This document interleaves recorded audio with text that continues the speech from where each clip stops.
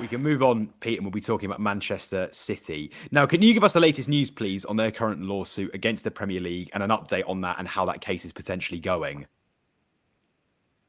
Yeah, it's hard to give an update on it. It's all being done in private, this arbitration between the Premier League and Manchester City. Obviously, it started on Monday. It's due to go on for 2 weeks. So there'll be no sort of news on that until that period is up. It's difficult to judge what is going on there. Obviously, it's a huge case and it will have huge ramifications for the Premier League and Manchester City, depending on what verdict we do get from it.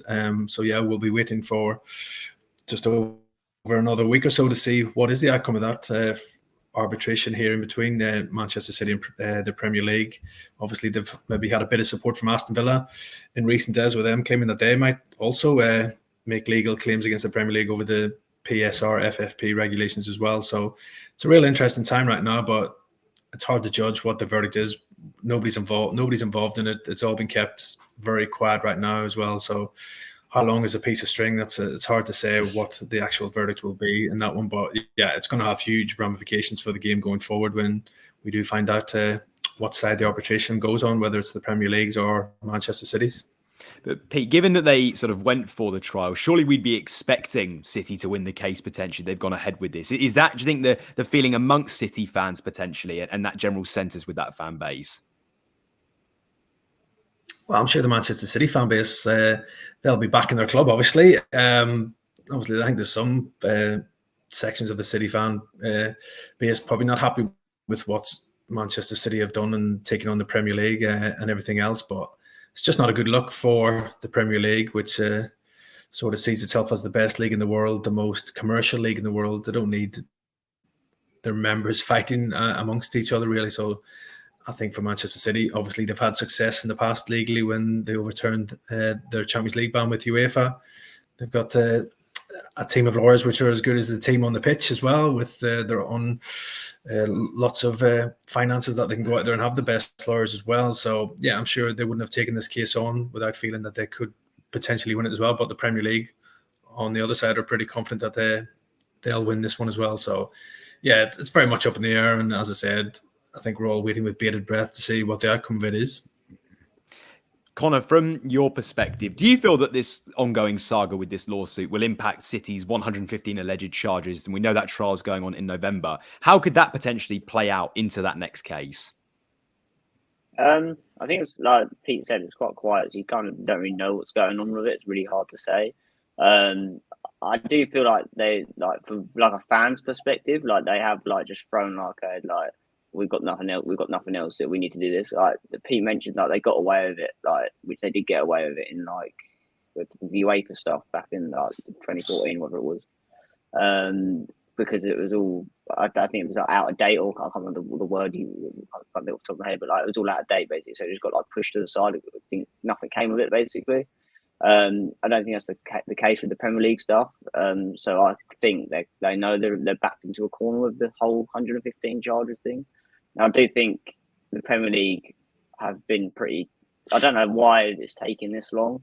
I'm an Arsenal fan, so I'm quite angry about the fact they've not been punished for it. But I wouldn't want to win the Premier League based on points deductions anyway. That's not the point. But you see, like your Forest, Everton, they've been dealt with. It's been done. That was all last season. This has been going on for well over a year now.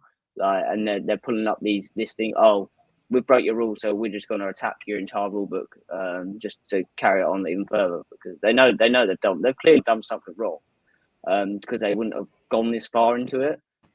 So yeah, I do think it's it's a tactic from Man City, and they know what they're doing, and we'll see if the Premier League have got the gonads to do it basically. And Pete, from a transfers perspective, potentially some exits. Are there any key names, please, we can talk about that could be on the way out of the Etihad? Are there any names that we know of that are looking at potentially leaving the club this summer?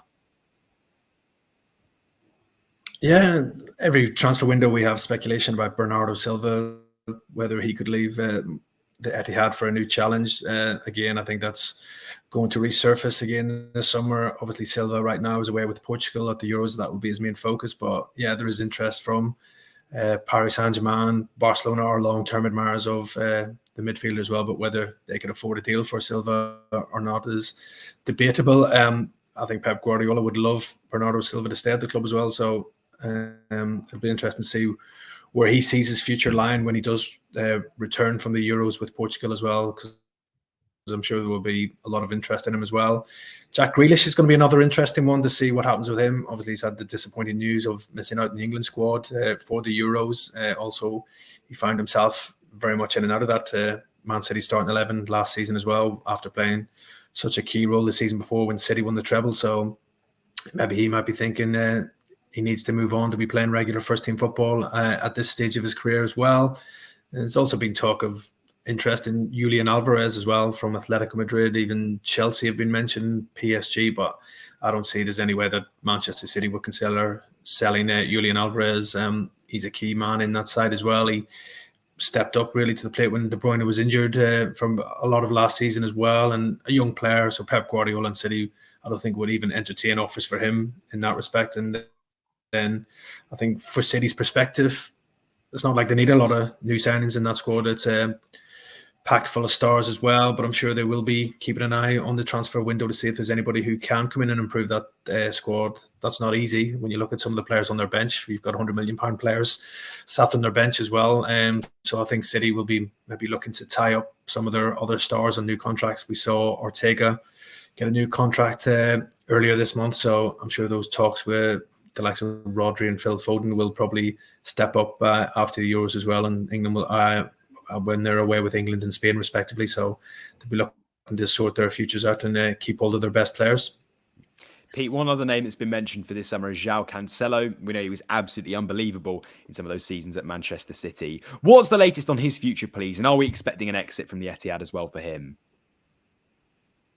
Yeah, I think he doesn't really figure in Pep Guardiola's plans going forward at the Etihad. Obviously spent last season on loan at Barcelona and was okay. He had some iffy games as well where he came in for a lot of criticism for his defending in that Barcelona side. But yeah, he's a quality player. Again, he's going to be away at the Euros with Portugal as well. Barcelona are keen to try and make that deal permanent, but it's going to come down to finances because the way Barcelona find themselves right now, they probably would struggle to afford a permanent deal for Cancelo. So maybe it might be another loan deal for the Portuguese fullback for him to go back to Barcelona, I think, in the summer. And Pep Guardiola has admitted that he wouldn't stand in his way. So yeah, I think I don't see him coming back to City. I think it'll probably be another loan move or a permanent deal if Barcelona can afford it. You've just watched a segment from Football Insider's brand new podcast, The Inside Track, with me, Lewis Pearce, alongside the guests on the show. Thanks very much for tuning in. Please do give the video a like, comment your thoughts on the topic, and feel free to share on your social media pages. If you want to listen to the full podcast episode, click the link in the description below. Keep your eyes peeled for plenty more content and exclusives here on The Inside Track.